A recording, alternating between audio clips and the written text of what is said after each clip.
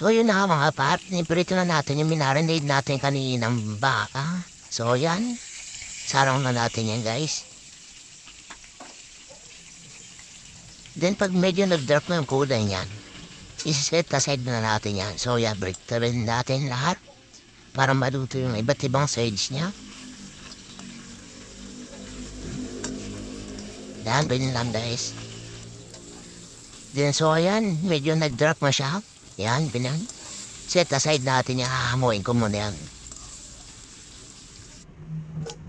Ganyan, pituin natin yung mga hiniwa kung babang.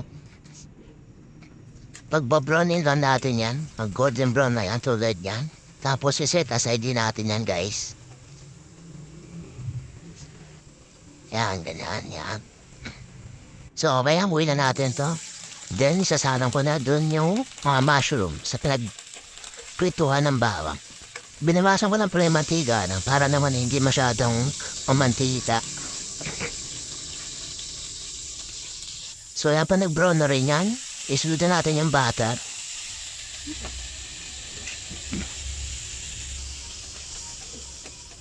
Yan, pwede rin kayo gumamit ng margarine dyan. So, ito pala margarine para ito, hindi para ito butter. Then, sundin natin yung mga pinirito natin bawang, guys.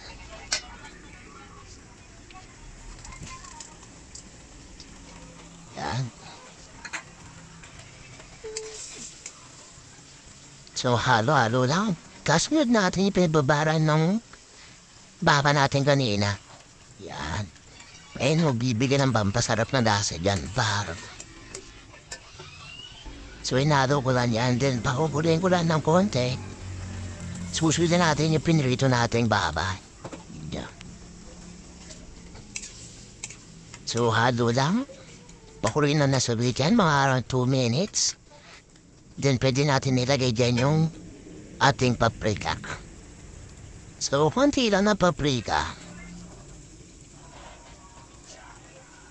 Okay din mga par. Tapos, sunod natin yung oyster sauce dyan, par.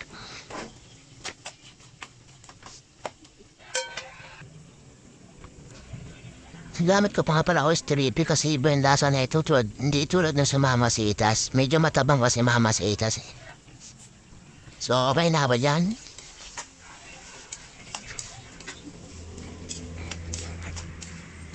Then, mix na naman yan, guys. Ito na yan.